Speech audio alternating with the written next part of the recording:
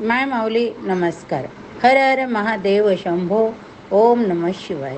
श्री काशीखंड कथासार अभिवाचन करत आहे. अध्याय 15. गुणनिधी कुबेर झाला. श्री गणेशाय नमः. विष्णुदूत शिवशर्म्याला गुणनिधीची कथा सांगत होते. ते पुढे म्हणाले, राजसेवकाच्या बाणाने गुणनिधी मरण पावला. तेवढ्यात यमदूत धावत आले. धरा रे याला. या मुलाने आपल्या मातापित्याचे कधी ऐकले नाही. कोणताही अनाचार करण्यात कसर ठेवली नाही. याने शंकराच्या नैवेद्याचा अपहार केला असे म्हणून त्यांनी गुणनिधीच्या सूक्ष्म शरीरास बांधले. त्याला मारझोड करीत यमलोकी निघाले. त्याच वेळी कैलासाच्या मार्गाने दिव्य घंटांचा मधुरध्वनी ऐकू आला. अल्पावधीत शिवलोकाकडून एक विमान आले.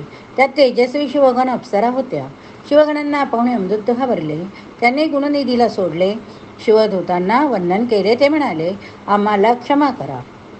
हा ब्राह्मण पूर्ण दोषी आढळल्यामुळे आम्ही त्याला न्यायालयास आलो होतो.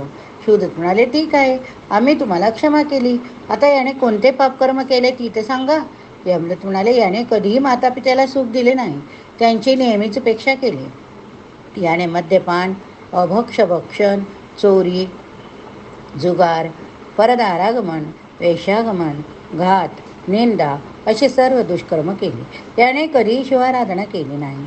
ज्योतिर्लिंगाची यात्रा केली नाही. व्रतवैकल्य केले नाही. याच्या हातून ब्रह्महत्या गोत्याही घडली आहे. अशा प्रकारे हा महादोष आहे. नरकवास भोगण्यासाठी जी दुष्कृत्ये घडावी लागतात ती सर्व यांच्या हातून घडली. शेवटी याने शिवाचा नैवेद्यही चोरला. तुम्ही याचे कोणते पुण्य पाहिलेत म्हणून याला सन्मानाने नेण्यासाठी हे विमान घेऊन आला आहात. शिवदूत म्हणाले, हे यम किंकरांनो, तुम्ही ह्या जीवात्म्याच्या कर्माचे जे काही निरीक्षण केले आहे ते चुकीचे आहे असे आम्ही म्हणत नाही. पण तुम्ही याचे सूक्ष्म पुण्य पुन्हा एकदा नीट पहा. हा शिवाच आवश्यक आहे. याच्यासारखा पुण्यवान त्रिलोकात कोणी नसेल. याचे पुण्य शंकरालाच ठाऊक. त्याने 5 दिवस उपवास केला. हा उपवास मुद्दाम केलेला नसला तरी तो शिवरात्रीस निराहार राहिला हे महत्त्वाचे. कपिलेश्वर हे जागृत शिवपीठ आहे. त्या शिवलिंगाचे याने दर्शन घेतले. त्याची पूजा पाहिली. तेथे शिवरात्रीत जागरण केले. शिवनामाचा घोष ऐकला. याला शिवभक्तांचा संघ घडला. याहून थोर पुण्य त्रैलोक्यात कोणते? जे शिवाची कथा ऐकतात, शिवरात्री शिवलिंग पूजतात, शिवव्रत करतात, शिवपूजन करतात, शिवस्तवन करतात, त्या सद्भक्तांना शिवलोकीच गती प्राप्त होते. या गुणनिधीचे आणखी एक मोठे पुण्यकर्म म्हणजे याने आपल्या वस्त्राच्या वातीने गाभाऱ्याला दीप उजळला, शिवलिंगावर प्रकाश पाडला. अशा प्रकारे हा एक उत्तम भक्त आहे. याने शिवासमोरचा नैवेद्य उचलला हे जरी खरे असले तरी तो भक्षण केला नाही.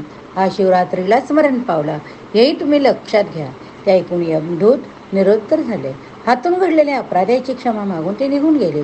शिवगणाने गुणनिधीला विमानातून कैलासावर शिवसभेत नेले. त्याला पाहून भगवान शंकर म्हणाले, गुणनिधी, तू माझ्या पिंडीवरील अंधार दूर केलास म्हणून मी तुझ्यावर अतिशय प्रसन्न झालो. तुला राजाचा जन्म मिळेल. या आशीर्वादाने गुणनिधी धन्य धन्य झाला. लवणसागराच्या दक्षिणेस कलिंग देशातील त्रिकूट नामक नगरीत पुलस्ती ऋषींचा विस्रवा नामक पुत्र राज्य करीत होता. शंकराच्या कृपाप्रसादाने गुणनिधीने त्याचा पुत्र म्हणून जन्म घेतला. यथावकाश त्याला राज्य अधिकार प्राप्त झाला. या जन्मातही त्याला पूर्वजन्मीचे स्मरण होते. तो सदाचाराने राहायचा. न्याय, नीती, धर्माने राज्य करायचा. शंकराच्या गाभाऱ्यात दीप प्रज्वलित केल्याने आपल्याला राजलक्ष्मी प्राप्त झाली म्हणून तो अनन्य भावे शिवभक्ती करायचा. शिवाला अहोरात्र दीप लावायचा. याप्रमाणे राज ऐश्वर्य भोगून कालांतराने तो मरण पावला. त्यानंतर गुणनिधीने दृढमती या नावाने कर्दम ऋषींचा पुत्र म्हणून जन्म घेतला. तो जन्मताच तपस्वी होता. मोठा झाल्यावर पित्याची आज्ञा घेऊन तो काशी क्षेत्री गेला. तेथे मणिकर्णिकेच्या तीरी शिवलिंगाची स्थापना करून तो तपश्चर्या करू लागला. तो नित्यनेमाने एकाग्रतेने विश्वनाथाची यथासांग मानसपूजा करीत असते. अशा प्रकारे त्याने 100 वर्ष आराधना केली. त्यामुळे प्रसन्न झालेले शंकराने त्याला दर्शन दिले व म्हणाला, बाळा दृढमती, उठ. तू माझी 3 जन्म आराधना केलीस. मी तुझ्यावर प्रसन्न झालो. तरी इच्छितवर मागून घे. दृढमती भानावर आला. त्याने डोळे उघडले. समोर साक्षात शंभू महादेव उभे आहेत. हे पाहून त्याने अंतःकरण भावभक्तीने भरून आले. त्याने शंकराला वंदन केले त्याची मनोभावी स्तुती केली. यावेळी शंभू समवेत पार्वती आली होती. तिच्या दिव्य लावण्याने आणि असीम तेजाने त्याचे डोळे दिपून गेले. त्याच्या मनात तिच्या दर्शनाची उत्कट इच्छा असूनही प्रखर दीप्तीमुळे तो तिच्याकडे नीट पाहूही शकत नव्हता. त्याने डावाडोळा किलकिला करून तिच्याकडे पाहिले. त्यामुळे तिचा गैरसमज झाला.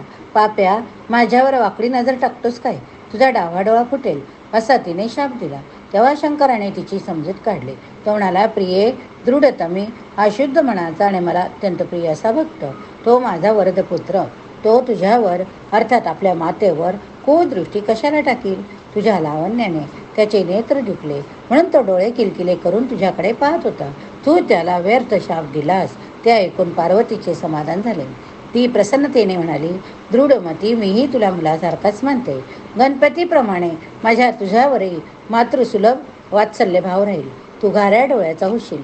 मग ती शंकराला म्हणाली, स्वामी, याला आपण दोघांनी पुत्र मानला आहे ना, मग याचे कुबेर नाव ठेवा. काय? कुबेर. याला नित्य आपल्याजवळच ठेवा. याला नवनिधी अष्टमहासिद्धीचा भांडारी करा. शंकराने दृढमतीचे कुबेर असे नामकरण केले. त्याला अलकापुरीचे राज्यपद दिले. शिव आणि भवानीच्या कृपा प्रसादाने कुबेर दिव्य देही झाला. त्याने काशी क्षेत्री स्थापन केलेले लिंग कुबेरेश्वर म्हणून प्रसिद्ध आहे. त्या लिंगस्थानी शिव पार्वती सूक्ष्म रूपाने नित्यवास करतात. जे कुबेरेश्वराची पूजा करतात त्यांना धन ऐश्वर्य प्राप्त होते. ते भक्त मृत्यूनंतर अलकापुरीत वास करतात. अध्याय 15 समाप्त. अध्याय 16 रुद्रपुरी, चंद्राची तपश्चर्या आणि यज्ञ. श्री गणेशाय नमः. विमान आकाशमार्गाने पुढे जात होते. काही अंतरावर शिवशर्म्याला एक अनुपम सुंदर सोन्यासारखी, सोन्याप्रमाणे तेजाने लखलखणारी अशी विस्तीर्ण नगरी दिसली. त्याने तिच्याविषयी विष्णुदूतांना विचारले असता ते म्हणाले, ही रुद्रपुरी असून ही 11,000 योजने विस्तीर्ण आहे. येथे शिवासमान 11 रुद्रवास करतात. ब्रह्मदेवाने त्यांना राहण्यासाठी रत्नखचित सुवर्णाची नगरी स्वतः रचली. रुद्राची सेवा घडावी म्हणून सर्व देवतांनी आपापल्या परीने तिला शृंगारले. या नगरीलाच रुद्रलोक म्हणतात. एकदा हे 11 रुद्र वाराणसीला आले. त्यांनी मणिकर्णिकेत स्नान केले. मग त्याने 11 अयुते म्हणजेच 1,10,000 वर्ष तपश्चर्या केली. शंकराने प्रसन्न होऊन त्या सर्वांना एकच वर दिला. त्यांना त्रिशूळ, डमरू, नागभूषणे, गजचर्मावर नीलकंठ, चंद्र, गंगा, नीलवर्णकंठ, भस्म, 3 नेत्र, 5 मुखे, वृषभ वाहन, रुद्राक्षमाळा, उमा देऊन आपल्यासारखेच केले. त्यांना ईशान्येकडील या रुद्रपुरीचे राज्य दिले. हे 11 रुद्र उमेसहित असणाऱ्या शिवाचे स्वयंभू अवतार आहेत. 12वा रुद्र म्हणजे महारुद्र विश्वनाथ, तो काशी क्षेत्री राहतो. काशी म्हणजे भूलोकीचा रुद्रलोक. हे शिवभुवन महासिद्धिदायक असून येथे देवही मरण इच्छितात. विमान पुढे चालले तेवढे एक शुभ्र तेजस्वी नगरी दिसली. विष्णुदूत म्हणाले, शिवशर्म्या, हा चंद्रलोक आहे. ग्रह नक्षत्राचा राजा, वनस्पतीचा पोषक, सर्वांचा श्रमपरिहार करणारा, त्रिभुवनाला आनंद देणारा चंद्र येथे राहतो. हा रात्री दिनेस फुलवितो, सागराला उचंबळितो, चकोरांना आनंद देतो, सोमकांत मण्यांना पाझर फोडतो, पथिकांना रात्री वाटप होतो, लोकांना सौख्य विश्रांती देतो. सुंदर स्त्रियांच्या मुखमंडळास याचीच उपमा दिली आहे. अशा प्रकारे हा मोठा उपकार करता. याला 15 कला आहेत. 15 तिथींचा उद्धव याच्यापासूनच झाला. हा 12 राशीत प्रवेश करतो. याचे शुभाशुभ फल म्हणजे प्रत्येक राशीत वेगवेगळे असते. म्हणून ज्योतिषशास्त्रात त्याला फार महत्त्व. आम्ही तुला चंद्राची कथा सांगतो, ती ऐक. अत्रि ऋषी हे ब्रह्मदेवाचे मानसपुत्र, अनुसना ही त्याची पत्नी, दत्तात्रय हे त्याचे पुत्र. एकदा अत्रि श्रीक्षेत्र काशीत आले. तेथे अत्रीश्वर लिंगाची स्थापना केली. मणिकर्णिके स्नान करून ते नित्यनेमाने तपश्चर्या करीत असत. तपश्चर्येच्या प्रभावाने त्यांच्या अंगीभूत रोज शरीरातून सहस्र दल कमळात गेले, पण तेथेही ते मावेना. मग त्यांच्या अत्यंत वेगाने त्यांच्या डोळ्यातून बाहेर पडले. ते तेज पृथ्वीलाही सहन होईना. ती थरथर कापू लागली. त्यामुळे लोक भयभीत झाले. सृष्टीमध्ये हलकल्लोळ माजला. तेव्हा विष्णूच्या नाभिकमळातून पूर्व, पश्चिम, उत्तर, दक्षिण, आग्नेय, नैऋत्य, वायव्य, ईशान्य ह्या 8 दिशा उत्पन्न झाल्या. त्यांनी ते तेज वीर्य धारण केले, त्यामुळे त्या गरोदर झाल्या. त्यांनी 8 महिने तो गर्भ वाढविला. पुढे त्यांचा भार फारच असह्य झाला, म्हणून त्यांनी तो पृथ्वीवर टाकला. तेव्हा ब्रह्मदेवाने सत्यलोकातून त्वरेने येऊन त्या बालकाला उचलून घेतले, त्याला अभय दिले व पुढे म्हणाले, तू तेजोनिधी होशील, मी तुझे चंद्रमा हे नाव ठेवतो. ब्रह्मदेवाने चंद्राला सत्यलोकी नेले, त्याचे नीट संगोपन केले, यथावकाश त्याचा व्रत बंद केला. एकदा चंद्राने त्याच्याकडे स्वतःच्या मातापित्याविषयी विचारणा केली. तेव्हा ब्रह्मदेव म्हणाला, बाळा, तू अत्रि ऋषींचा पुत्र व माझा नातू आहे. तुझा पिता महान शिवभक्त, त्याने काशी क्षेत्री थोर तपश्चर्या केली, त्याच्या तपसामर्थ्यानेच तुझा जन्म झाला. तेव्हा चंद्र म्हणाला, पितामह, मीही शंकराची आराधना करू इच्छितो. ते ऐकून विधात्याला संतोष वाटला. त्याने चंद्राला शिवमंत्राचा उपदेश केला. ब्रह्मदेवाची अनुज्ञा घेऊन चंद्र काशीत आला.